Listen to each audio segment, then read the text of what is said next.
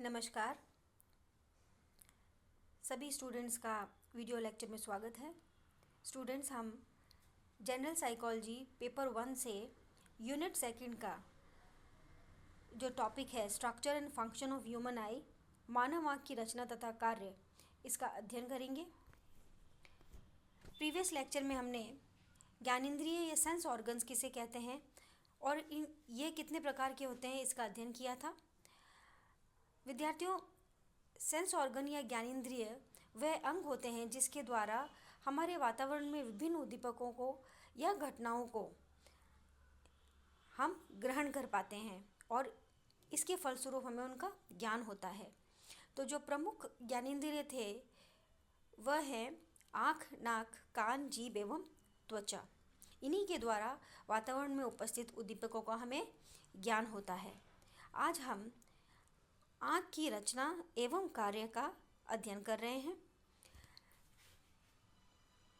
विद्यार्थियों, मानव आँख की रचना फोटो खींचने वाले कैमरे की संरचना से मिलती जुलती होती है।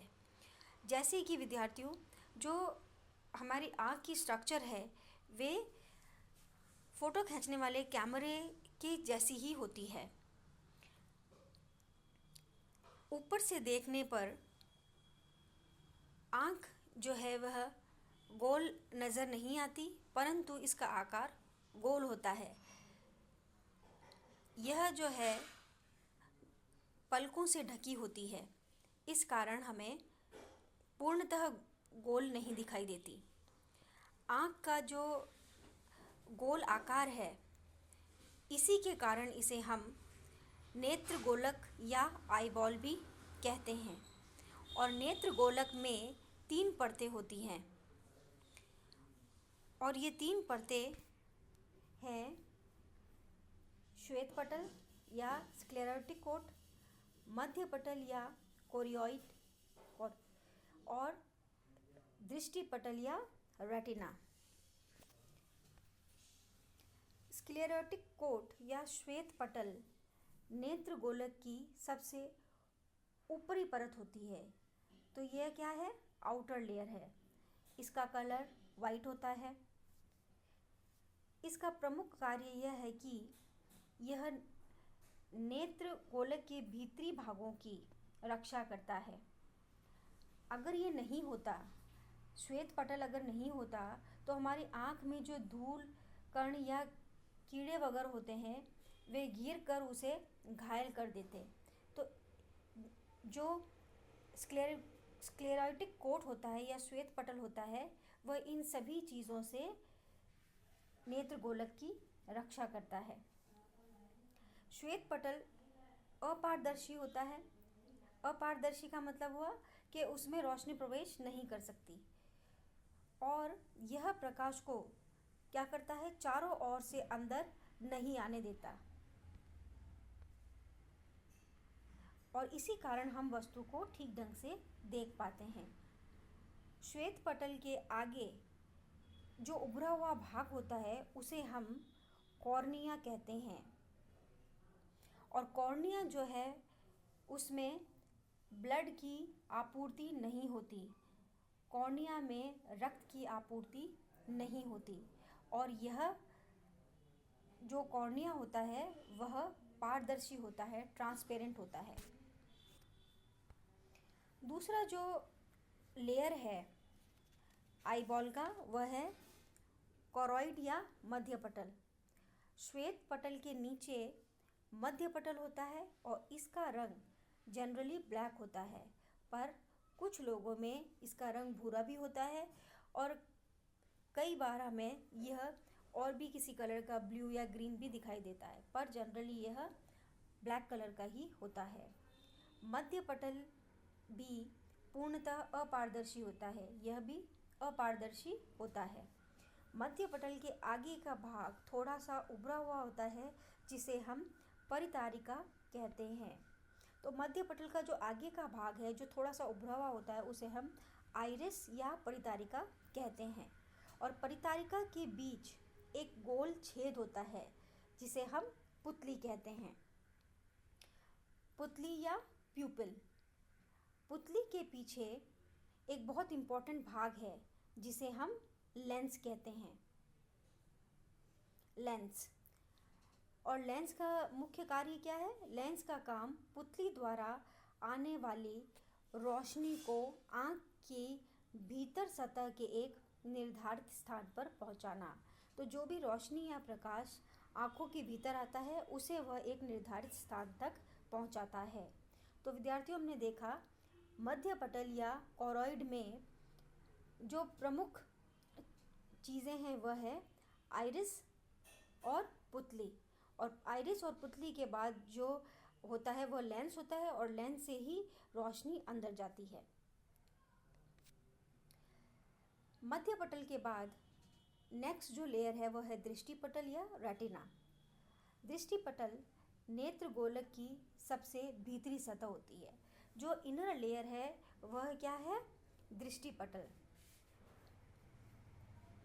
श्वेत पटल तथा मध्य पटल रोशनी को दृष्टि पटल तक पहुंचाते हैं। हमने 2 लेयर्स पढ़ी। पहली थी श्वेत पटल जो कि बाहरी लेयर थी, फिर थी मध्य पटल, और तीसरी है दृष्टि पटल।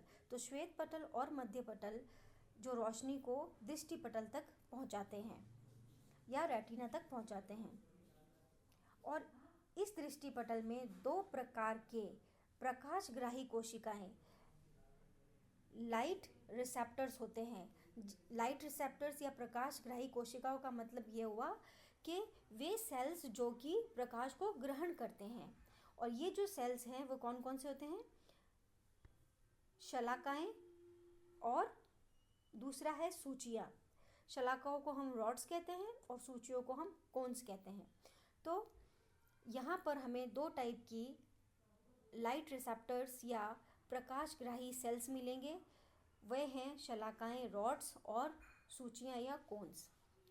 शलाकाएं जो हैं या रॉड्स जो हैं वे धूमिल रोशनी या रात में क्रियाशील होते हैं। ये कब एक्टिव होते हैं? नाइट में। और सूचियाँ जो है वह तीव्र रोशनी में, जब तेज रोशनी होती है तब ये क्रियाशील होते हैं।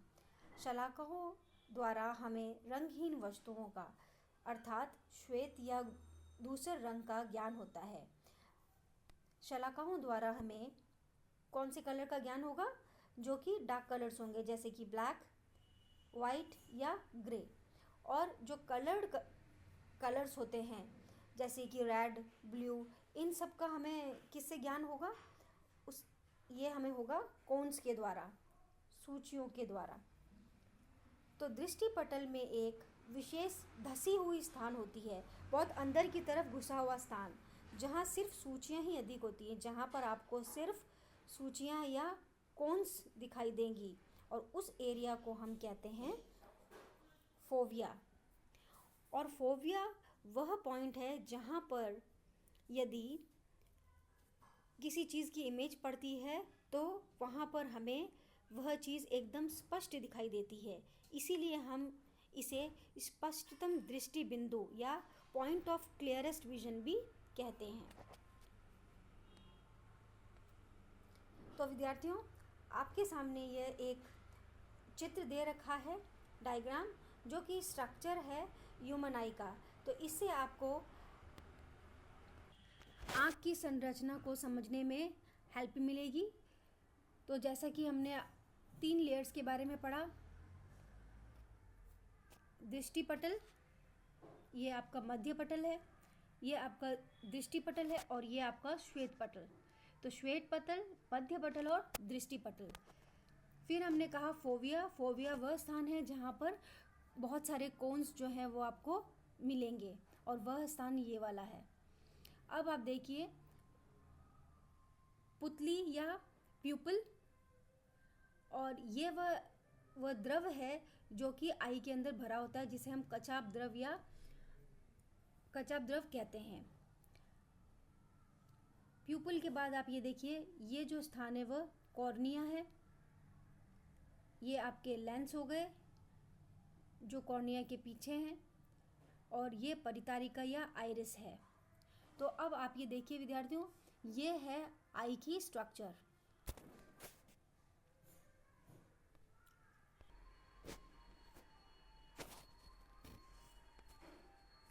तो विद्यार्थियों, हमने देखा कि दृष्टि पटल में हमें शलाकाएं और सूचियां जो थी वहाँ तक प्रकाश जो है वह ग्रहण हुआ।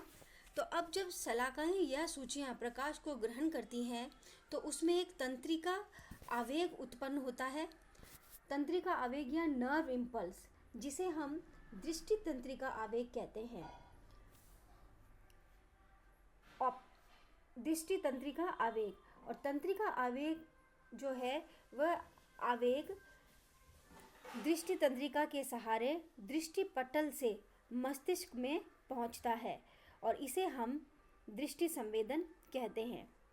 तो जो प्रकाश है वह सूचियों एवं शलाकाओं द्वारा तंत्रिका आवेग के फॉर्म में दृष्टि तंत्रिका के सहारे दृष्टि पटल तक पहुंचता है और दृष्टि पटल से ही वह मस्तिष्क या ब्रेन तक पहुंचता है और उसके बाद में उसे हम दृष्टि संवेदन कहते हैं, क्योंकि यहाँ पहुँचने के पश्चात ही ये ज्ञान होता है कि हमें रोशनी या कोई चीज़ दिखाई दे रही है। आँख से देखने की क्रिया संपन्न होने के लिए यह आवश्यक है कि रोशनी कॉर्निया से पुतली होते हुए लेंस द्वारा दृष्टि पटल तक पहुँचे, जहाँ शलाकाएं एवं सूचियों को उत्तेजित होने से तंत्रिका आवेग उत्पन्न होता है, जो दृष्टि तंत्रिका से होते हुए मस्तिष्क में पहुंचकर संवेदन उत्पन्न करता है। तो विद्यार्थियों, आपने देखा रोशनी जब कॉर्निया तक पहुंचती है और कॉर्निया से वह पुतली तक पहुंचेगी और पुतली के बाद लेंस पर और लेंस के बाद दृष्टि पटल के सहारे शलाकाएं एवं सूचियों द्वारा ग्रहण की जाएगी और जब शलाकाएं और सूचियां उसे ग्रहण कर लेगी तो एक तंत्रिका आवेग उत्पन्न होता है और यह तंत्रिका आवेग जो है वह दृष्टि तंत्रिका द्वारा मस्तिष्क तक पहुंचाया जाता है और मस्तिष्क में पहुंचने पर वहां संवेदन होती है और इस संवेदन के द्वारा ही हमें यह ज्ञान होता है कि हमने किस वस्तु का देखा है। तो विद्यार्थियों, आपने आज मानव आँख की रचना एवं कार्य का अध्ययन किया। सभी विद्यार्थियों को इस वीडियो लेक्चर को देखने के लिए धन्यवाद।